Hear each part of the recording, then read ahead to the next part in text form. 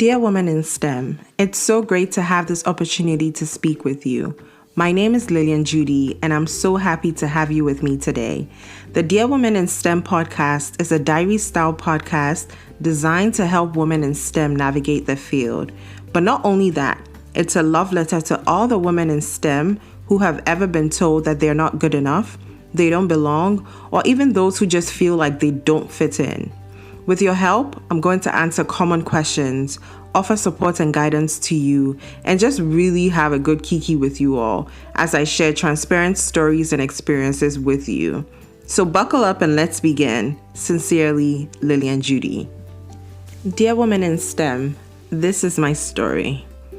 In 2011, I graduated from my high school boarding school in Ghana. I was excited to go to college, especially because it was outside the country. My family had agreed to support this decision, and America was the country of choice. Florida was the state of choice, and chemical engineering was the program of choice.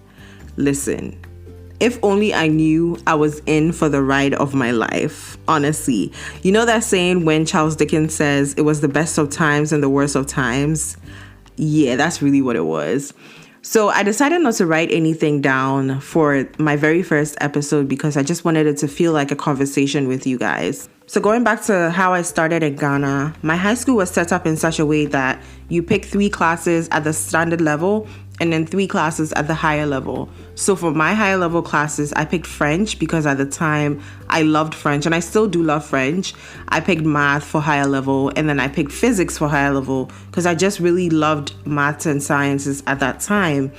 And honestly, talking about gender diversity in STEM, it started all the way back in high school for me because my physics class and I believe math classes, we were about like 2 or 3 women in the class. Honestly, this should have given me a glimpse into the industry that I was going into because I don't think it really clicked to me or I really processed what I had experienced in high school that I was going to see it on a much larger scale, on a totally different level because you're mixing in races and all that.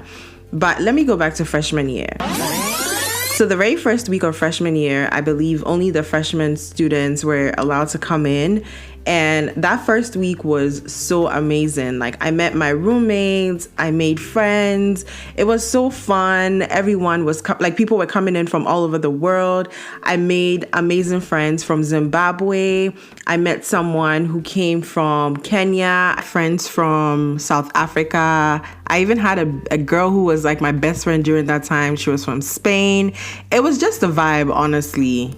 Honestly, sometimes I wish I could go back to that first week of school because it was just so stress-free. We were getting to know each other.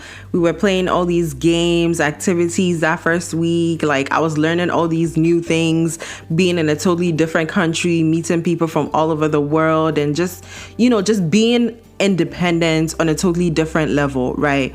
And with great independence comes great responsibility. And I think one of the biggest mistakes I made during that time was thinking that life was going to be the way it was when I was in boarding school, but not realizing that even in boarding school, like they're controlling a lot of things. They're telling us when to eat, when to sleep, when to go to class, when to study, when to do your homework, all these things. So it was still kind of structured, but here it's like, you do whatever the hell you want. You pick when you want to do your homework, you pick whether you even show up to class, all these things. So I think navigating all that, and also I made the mistake of thinking that because I had taken math and physics at a higher level in high school, it was going to be a breeze when I came to college, right? And I mean, it should have, but yeah, I was in for a rude awakening because shortly after I started failing classes. Like, it didn't make sense to me. It felt like, okay, the classes that I thought I was going to excel at, like these classes were the classes I was getting C's and D's, and I didn't understand. I was like, wait, like I started doubting myself. I started questioning my abilities, honestly, because I'm like, I know I can do calculus. Like calculus is not that hard for me. So why am I failing these classes, And it kind of spiraled into my scholarship being taken away from me because I came in on a scholarship And for those who know, you have to maintain a certain GPA. And at the end of my first year of college, I was on probation, honestly. And I think all that going on and just being independent for the first time in my life and just figuring everything out, culture shock, so many things going on, I don't think I processed everything well. And so I started trying to fix quote unquote, because instead of going to my professors and trying to, work something out with them, I started, because I had this confidence that I'm supposed to know these things, I was trying to fix things on my own, right? And not realizing that this is a whole new different learning system. This is a whole new way of doing things that I wasn't even aware of, because trust me, like the way things are done in America are very different from the way things are done in Ghana. Like in America, you can get a score and then go to your professor and ask to do extra credits. In Ghana, there's no option for that. Whatever you get is what you get. And I think I hadn't fully processed and understood that. So I was still operating with my Ghanaian mentality living in America. And I think that really cost me, because in trying to fix things the next semester and trying to catch up and everything, I kept failing. Like it was getting worse and worse and worse. And at the end of that semester, I was placed on academic dismissal. Now, let me explain this, break it down for those who don't understand what this means in terms of being an international student. When you come into the country as an international student, you are tied to the college. You are tied to your grades. You're tied to everything that happens in college is tied to you being legally authorized to stay in America. And so being on academic dismissal means I cannot be in school, i.e. there's no reason for you to be in this country. It means basically pack your bags and leave.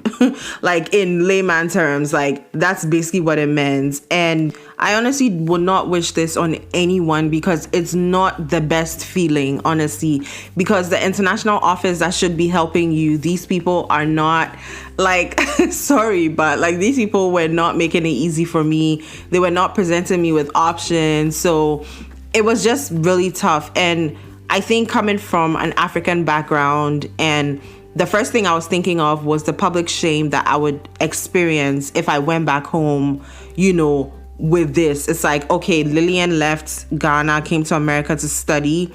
All of a sudden she's back before time. Like, what exactly is it? And people are going to talk. And I was just thinking about all those things, and like even the shame of me not being able to achieve the goals that I set for myself coming here, and even thinking of the sacrifices that my family had made for me to be able to study here. It was like a big deal, and there were a lot of things that were going on. And all this made me start doing things that I wasn't proud of. Honestly, these are things that if I could go back and change, I probably would want to change it. Not that I would change it, but like these are things that I would really, really want to change it. I don't want to say I will change it, because I feel like everything that has happened in my life has brought me to this point, and God orchestrated everything, every situation, no matter how ugly it was, it led me to this point. But that period of time, I was not proud of the things that I did. Luckily for me, I managed to relocate all the way to Massachusetts, where I currently reside. And I basically started all over again. I started at a community college, Middlesex Community College in Massachusetts. And it was like a huge turning point in my life, because I left all the friends I had made back in Florida. I was basically starting all over again. And it's like I was isolated physically. I was isolated.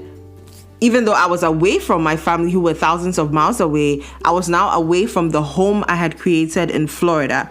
So there were a lot of things going on with me at that point in time that I don't even think I had processed. And I was still really young, but I really thank God for that isolation period, because it strengthened my relationship with God, first of all. And miraculously, the same classes I was failing in Florida, when I started taking those same classes at the community college in Massachusetts, I was acing those same classes. Like I was getting A's, A minus, like that's literally all I was getting.